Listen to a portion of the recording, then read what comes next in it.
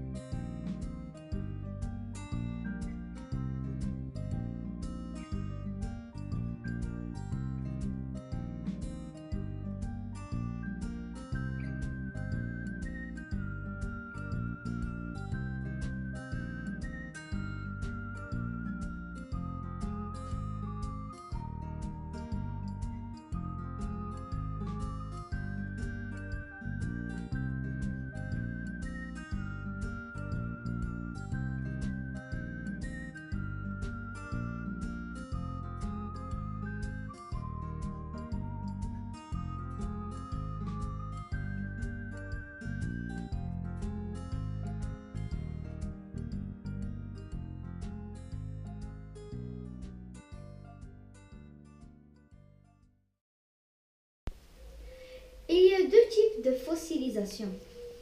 Fossilisation complète, exemple, le mammouth. Et fossilisation partielle, comme squelette, dent. Que signifie fossilisation? La fossilisation est le phénomène qui permet la formation des fossiles. La fossilisation peut se faire de plusieurs manières. Premièrement, les parties dures sont la plupart du temps minéralisées. Leur matière est progressivement remplacée par des minéraux.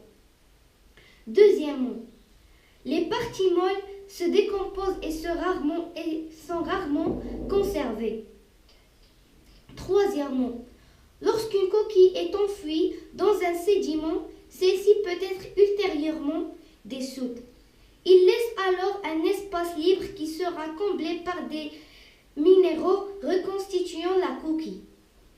Quatrièmement, dans d'autres cas, la coquille est dissoute, mais l'espace libre ne sera pas comblé. Il ne restera du fossile que des moulages soit à l'extérieur de la coquille, moulage externe, soit à l'intérieur de la coquille, moulage interne. Cinquièmement, l'inclusion dans un résine, l'ombre. Sixièmement, l'enfouissement dans un sol gelé. La fossilisation est le processus de transformation d'un être vivant en fossile. Ce processus est généralement très long. Lorsqu'un organisme meurt, son corps est rapidement décomposé.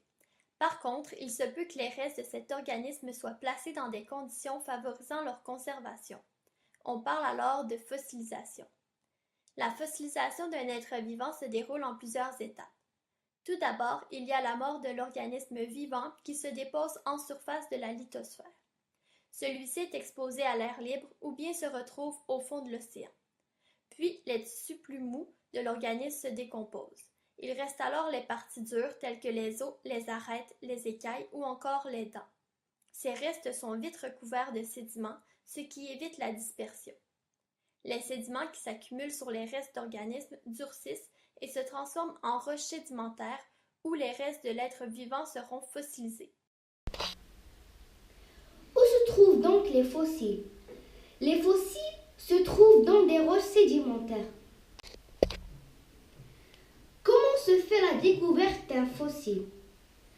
La Terre est sans cesse en mouvement et des fossiles vieux de millions d'années peuvent se retrouver à la surface. L'homme, en creusant des mines, des carrières, peut faire ressortir les fossiles.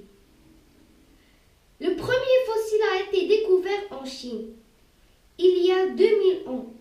À l'époque, ils pensaient que c'était un dragon, alors que c'était un dinosaure.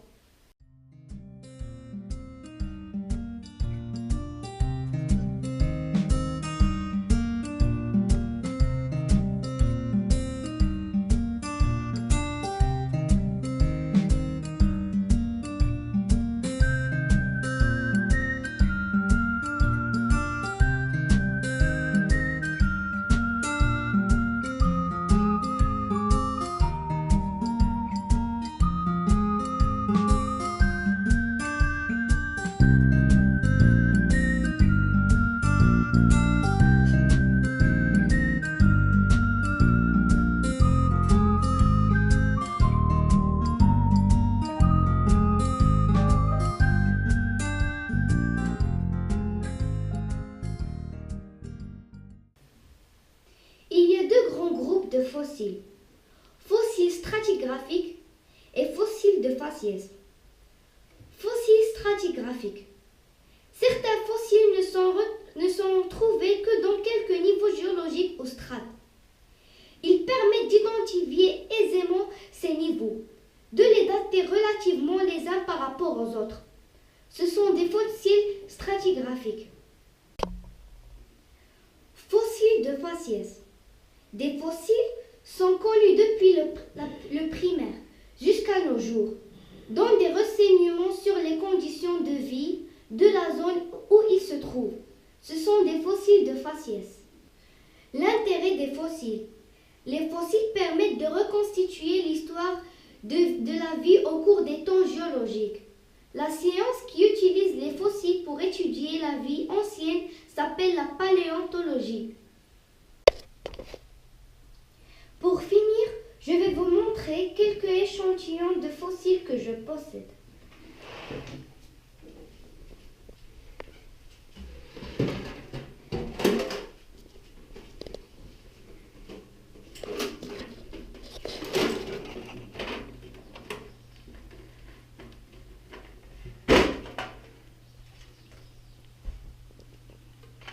Comme celle-là, il y a des traces de coquilles. C'est comme celui-là.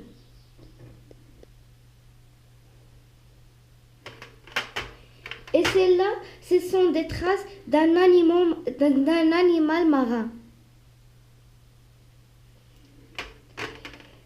Et celle-là, c'est un type de céphalopode qu'on appelle ammonite.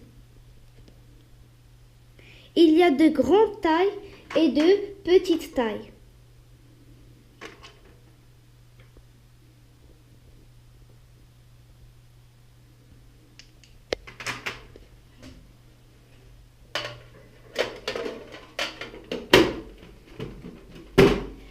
Merci de votre attention et à la prochaine.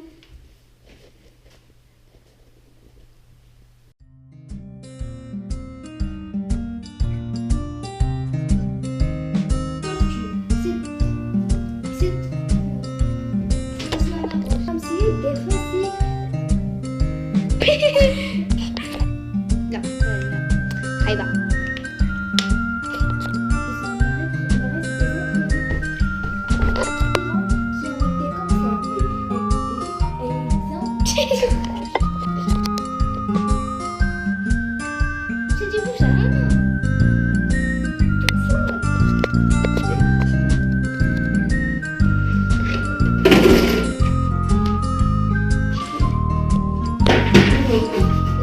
Hehehehe